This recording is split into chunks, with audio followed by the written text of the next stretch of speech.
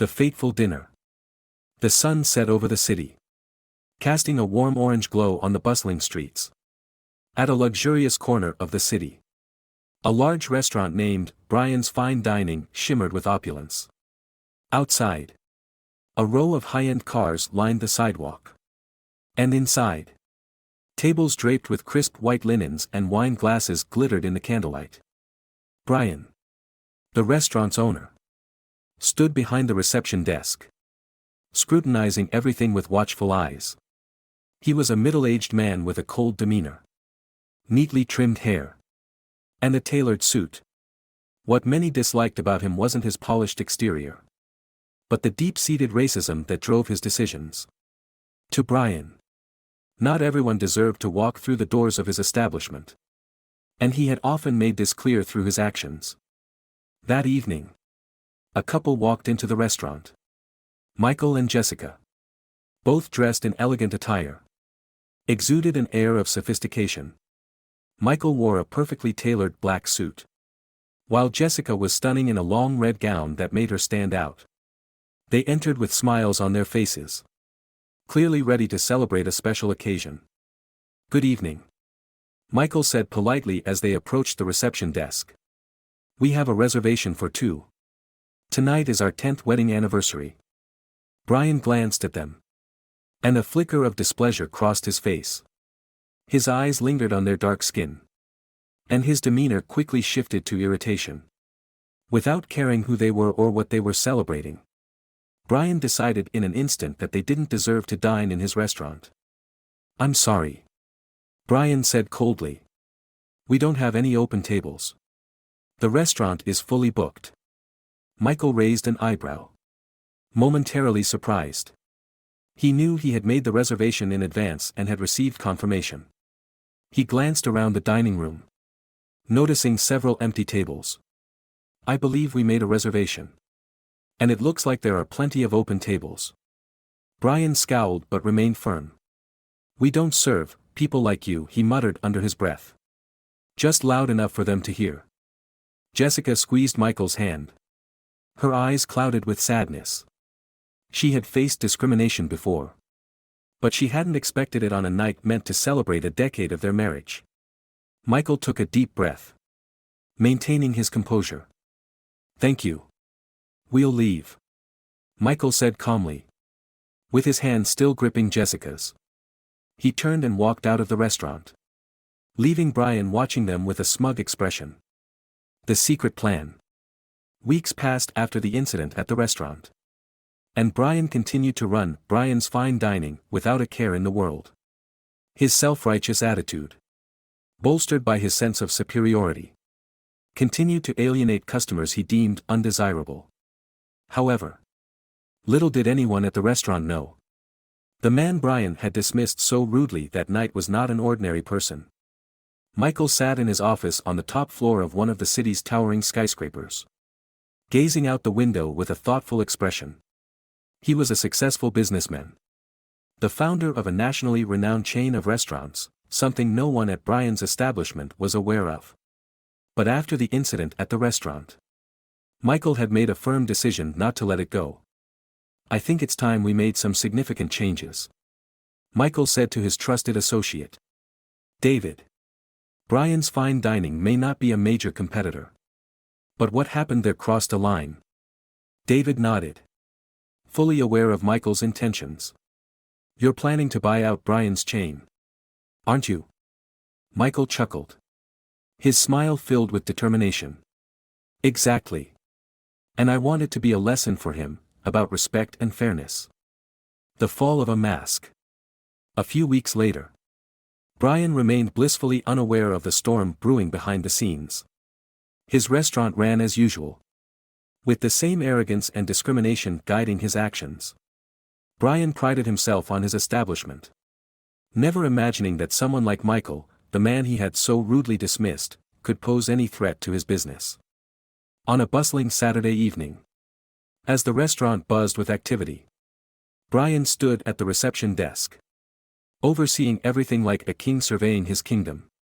Patrons laughed and conversed. Waitstaff hurried back and forth, And chefs brought out exquisite dishes. Brian. There's a call for you from your lawyer, one of his employees approached him. Brian frowned but took the phone. Hello. Brian speaking, he said impatiently. Good evening. Mr. Brian. I'm a representative from a major corporate firm. We have an important announcement regarding your restaurant chain. The voice on the other end was calm but authoritative. Brian's frown deepened. A sense of unease creeping in. Though he tried to maintain his confidence. I don't have time for this. If you're trying to buy my restaurant, you'll have to pay what I ask. Understand? We've already purchased it, the lawyer interjected coolly. The acquisition is complete. As of today, the entire Brian's fine dining chain is under our ownership. Brian froze. Feeling the ground shift beneath him. He hurried to the back office. Booting up his computer. His heart raced as he scrolled through a pile of unread emails he had neglected in his arrogance. There. At the top. Was a warning from his personal lawyer, a notification that a major corporation had been quietly buying up his shares. His heart pounded. How had this happened without his knowledge? And who was behind it all? Just then. His phone rang again. This time. It wasn't the lawyer. But a familiar number, Michael's. Brian stared at the screen. Hesitating before answering. Hello, he stammered. His voice shaky. Hello. Brian. Michael's voice was calm yet firm. I assume you remember me. Brian swallowed hard. Feeling cornered. Michael, what do you want? I don't want anything. Michael replied. His tone measured.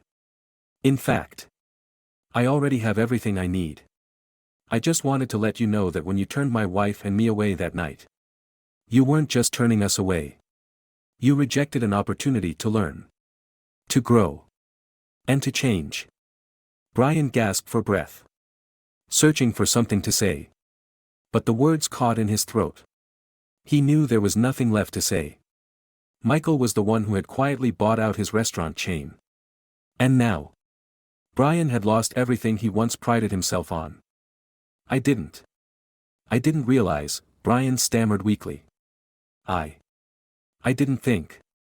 You don't need to explain. Michael cut him off.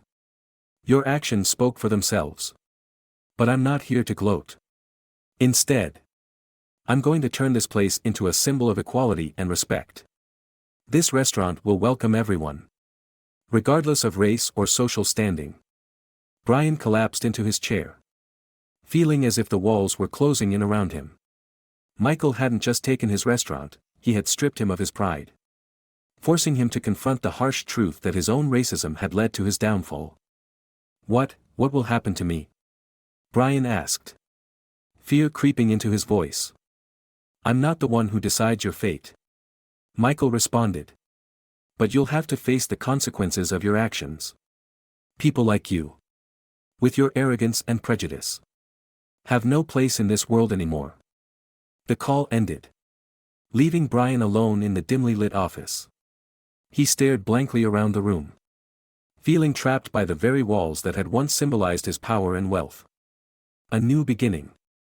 Meanwhile, Michael stood by the window of his office. Looking down at the city below with a serene expression. He had achieved his goal, not only had he bought out Brian's restaurant chain. But he had also transformed it into a symbol of the values he held dear. Do you think we can start fresh? Jessica asked. Stepping into the room with a smile. Michael turned to her. His eyes softening as he looked at his wife. Of course. We'll rebuild it from the ground up. But this time, it won't just be a restaurant. It will be a place where anyone, from any background, feels welcome. Jessica moved closer. Placing a hand on Michael's shoulder. I'm so proud of you. Not just for what you've done today. But for always standing up for what's right. Michael smiled. Taking her hand. I did this for you and for future generations. We won't let injustice continue to exist. In the months that followed, Michael and Jessica, along with their team, began restructuring Brian's restaurant. Loyal employees were retained. But the service, management, and even the decor were all transformed. The restaurant now had a fresh, new energy, a place that served not only exquisite meals but also carried a mission to change perceptions of equality. The name, Brian's Fine Dining, was also changed. It no longer bore the mark of its former owner. It was now called Unity Dining, a place where everyone was welcomed with respect and hospitality.